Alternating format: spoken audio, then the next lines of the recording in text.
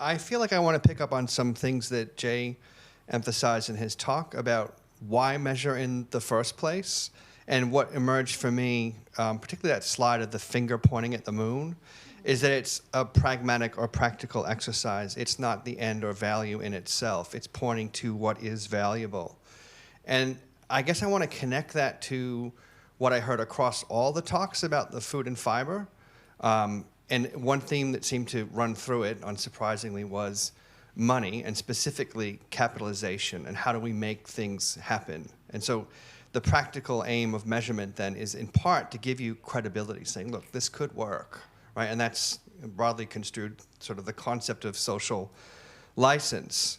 And I guess for me that got me thinking about, well, who's investing into what end? So if we wanted to say relocalize food and fiber production in this society, where would the capital come from? And that makes me think about history, and in particular, a book called Cooperative Enterprise and Comparative Perspective by a guy named Jason Spicer, who's a big thinker in the social and solidarity economy space. The book was sort of a mystery as a history, and the mystery was, why have co-ops not taken off in my home country of the United States? And there's all kinds of reasons, mostly having to do with politics and the Pinkertons and repression and violence and all that kind of stuff.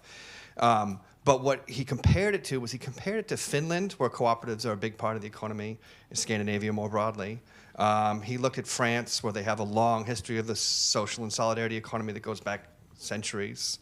And then the third country he looked at was, oh yeah, New Zealand. That's right, which on a per capita basis had more co-ops than anywhere else.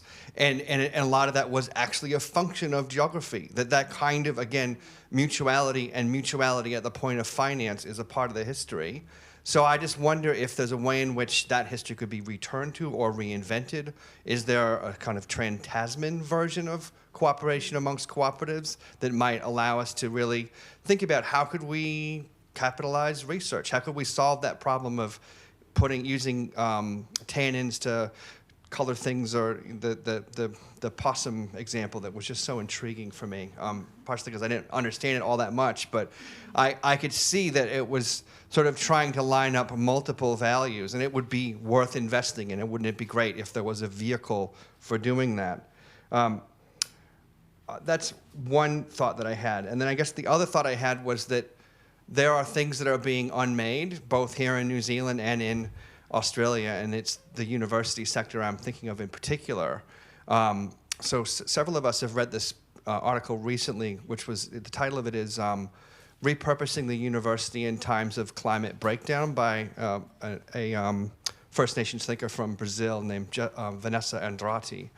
And essentially what she's saying is that the university sector is falling apart, but as it falls over, it might function like what she called a nurse log, which is a metaphor from tropical countries, where as that institution breaks down, all of the nutrients in it sort of go off and seed into other entities and organizational form. So this is a long-winded way of saying, and I'm thinking of several of my colleagues here who are really taking seriously this idea of what if we form partnerships between academic research and local enterprise, or different kinds of commercialization, including cooperatives. Could we reinvent that partnership model? What would that look like? How could we share revenues? How could we basically transition the university into something else, in which case it becomes a nurse log?